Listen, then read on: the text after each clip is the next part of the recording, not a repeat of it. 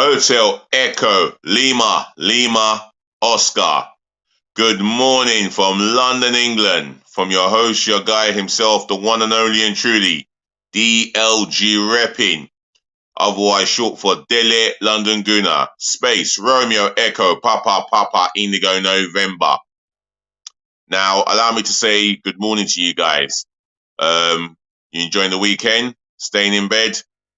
Going out? To play sports with your friends, going out shopping, or allow me to say good evening.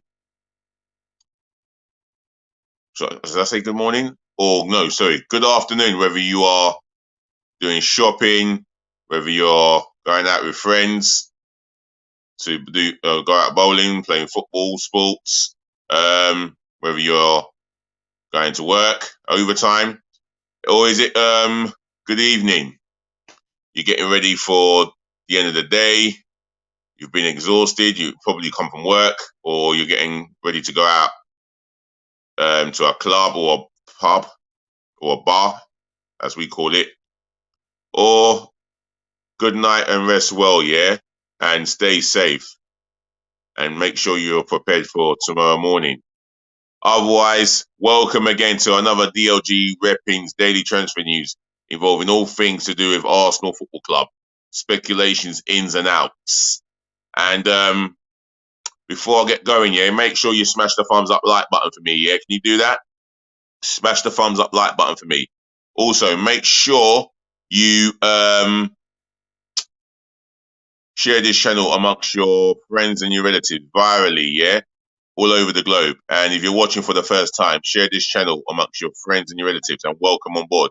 Make sure your friends or your relatives share it amongst their friends and relatives. Does that make sense? If you want something to talk about, you know where my chat is, yeah? Any questions, any opinions that you've got, a prediction for the new season, where we end up finishing, if we're going to win a trophy or not, leave it in the chat, yeah? And last but not least, do subscribe to the channel, yeah? This is the road to 1,000 subscribers. So get subscribing, yeah? Encourage those to come and watch my channel as well, yeah? And remember, if you do subscribe, I'll shout you out. So smash that red button for me, left, right, and centre, gloriously but passionately. Let's show some love and appreciation and support, yeah? And likewise for myself. And I would love to apologise for no show. I was meant to stream yesterday afternoon. I put the time up for 4:45. That was scheduled, but I was so exhausted. I overslept on this sofa. But anyway, I'm here again. And like I said, like, comment, share, and subscribe, yeah? Let's keep this channel growing. So, speculations today. Let's start off with Nuno Tavares, or Nuno Tavares, because he is now an Olympique Marseille player on loan representing Arsenal. And I think this is a sensible move from Nuno Tavares, sensible move from Arsenal. He could learn the trade as a left back, and I'm sure he'll be under disciplinary proceedings, and he's got to learn the defensive art of a left back. For me, at times I've seen how raw he was and his lack of decision making. He's got to fix that up if he is to come back prospering left back for Arsenal. Now, I like him. I think there is a very good left back in him. But overall, he's got to understand the art of defending. Offensively, he's not bad. I'll tell you that now. He is quite effective when he gets going. But going the other way, my word, he is suspect. And he's got a lot of speed. He's actually so athletic. You can see it, but his decision-making really is... just upsets you. When he should pass, he'll shoot. When he should shoot, he'll pass. You know, there's a guy who is absolutely raw, but I wish him all the best at Marseille. Another target that we've been talking about all summer, Yuri Tillemans. Now, We've got Torreira on loan. Who's the next Arsenal player that we're going to get out for us to bring in Yuri Tillemans? I mean, this guy, he ticks all the boxes in terms of the midfield area, in terms of creativity from the midfield area. He is a top class number 8 in the Premier League, and I would want him to do well. Will he make the move? I believe he will. It's just the waiting game has just gone on for so long, and we're just getting bored of it. Let's get this deal done. I did say weeks and weeks ago this deal must be done before the Crystal Palace game. And Crystal Palace is technically next Sunday. No, my bad. Next Friday. 6 days. Yes, we've got 6 days until the Crystal Palace game. And today we're playing Sevilla. Yeah? And if I'm watching that game, I'm going to be looking out for that midfield, depending on the formation Arteta picks. And speaking of formation, come Thursday afternoon or evening, I'll be doing my match preview of Crystal Palace v Arsenal. You guys, it's not to be missed. So I'm going to put that down on my schedule. But yes, Yuri Tillemans deal, that has got to be the one that we get over the line. And if we're really ambitious, why can't we go in for Sergei Milinkovic-Savic? And I know he's going to cost a lot of money, but it never stopped us from spending £72 million on Nicola Pepe. So why can't we show that ambition and go all out to secure the services of Milinkovic-Savic or Savic? He's a Serbian international, mid-20s, I believe, or late 20s. I've been told, or I've heard that he's a guy who's a box-to-box player. Now, I would like to see possibly another defensive midfielder in there, like what has happened with Onana. He's a Belgian international, 6'5", and for me, he would represent everything to do with our football team, especially sitting in front of that back four, and his presence will show alone. Yes, he's only 20. He may come across as raw, and possibly we might have to send him out on loan. I understand that. The Thomas Partey situation, well, we don't know for definite if he's guilty or not, you know? So I'm not going to talk too much about it, but I wish an end to this sooner rather than later, especially as we're going to go into the new season. However, let's talk about Dominic Calvert-Lewin. Now, this is a striker that I've called out a number of times. Yes, I don't expect many Gooners to agree with me, but he is like a plan B striker. He's a goal scorer, a proven goal scorer. Aerial prowess, I've always spoken about it and how dominant in the air he is. And his movement as a striker is good for someone as tall as him. And he holds the ball up well. And yeah, one of his strengths of his game is holding up the ball well and linking up with his teammates. Now, can we go in with a bid for him? Because we do need, I do feel that we need another striker. You know, something different, someone different to Jesus and Eddie Nketiah. Now, I've looked at even Ivan Toney. Now, he's a big, tall, strong striker, holds the ball up well. I think he had a pretty decent season with Brentford last term, and he'd be looking to go again. I mean, he is a problem in the air, so that is a type of striker that we need if we are trailing and we need a goal. We need a plan B. He's the ideal for that job. Whew.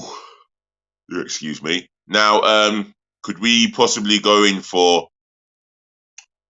let's say, Gerard Bowen? Now, he was West Ham United's best player, and I know West Ham United will want to sell Jared Bowen, they will do everything at their mercy to keep him at the club, especially on a long-term future. Now he's had a phenomenal. Well, he's had a brilliant season last term. Their top goal scorer, best performer, and for me, every time he's on the ball, he is a threat in front of goal. Now Arsenal have said to be interested. They're looking between 35 to 40 odd million. Now West Ham are not going to be entertained with any phone call from representatives of Arsenal or representative from anybody. I believe he remains as a West Ham player. Now, Cody Gadpal. Now, this is a individual that Arsenal are going to be going out all attack to try and bring to the Emirates. Now, again, they've been set a price. It will cost just under £40 million.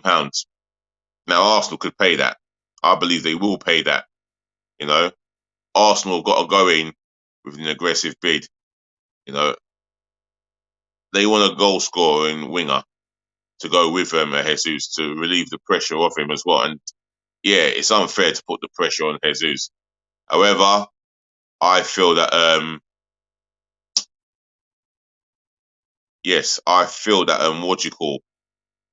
that Jesus will. Cody Gadpal will want to play in the Premier League. He has made it publicly clear that he would want to play in the Premier League and he wants to leave PSV Eindhoven. Now, will he be at the Emirates next season? I'd love to see him. I'd love to see Arsenal going for him, and I'd love to see how he copes. Would he be in Mikel Arteta's plans? I would assume so. But the main thing is we need a big squad for next season because we've got Premier League football and Europa League football going on next season. So we need the biggest squad possible to cope with Thursday nights and Sunday afternoons in the Premier League. Now that's the reality we face, but it is what it is. We're going to be competing for Champions League places.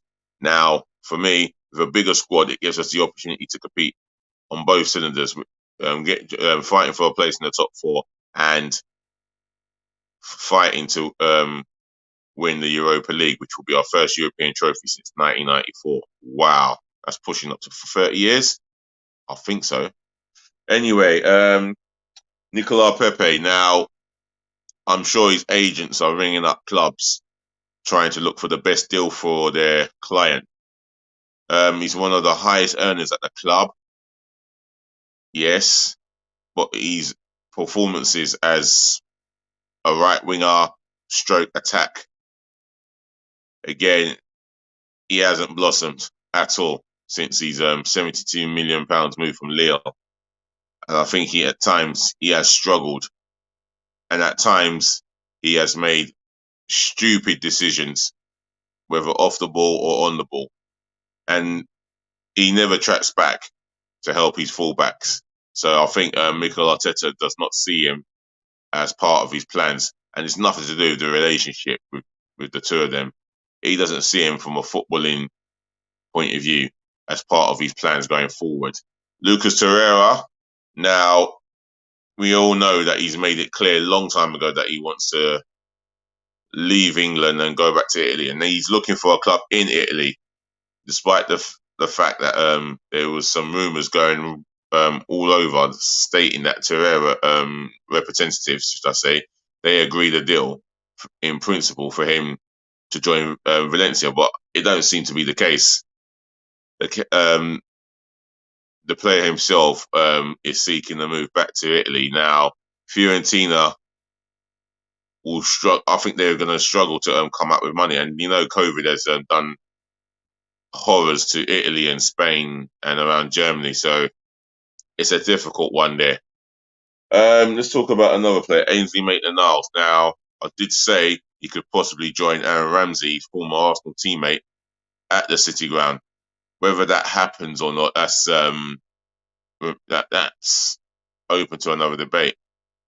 Wolves might come in for him. on transfer deadline day, you never know who might come in for him. But for me, I don't think there is a future for him in midfield when I think he is good enough and capable enough to start the game at Sellers Park in the midfield area alongside Partey and, well, maybe Lokonga, because I've seen so much of El Nini and Xhaka, and they don't convince me that they can help us in the midfield area in the big games, especially when it concerns fighting for a place in the top four. And I'm sorry, but it is what it is. Right, Hector Bellerin. Now, we know this saga's been carrying on for as long as my arm. Seriously, I mean, he wants to move to Real Betis. Betis put in a bid of 4 million reportedly, which was rejected by Arsenal. So we're still waiting for Betis to come with a bigger bid that will force Arsenal's hands. Now, again, he is amongst the highest earners in terms of the wages he's on per week and per month and per year. It don't mean that. Well, it does mean that he will be coming off the wage book, and that is what we need to do: free up wages for the new players to come in.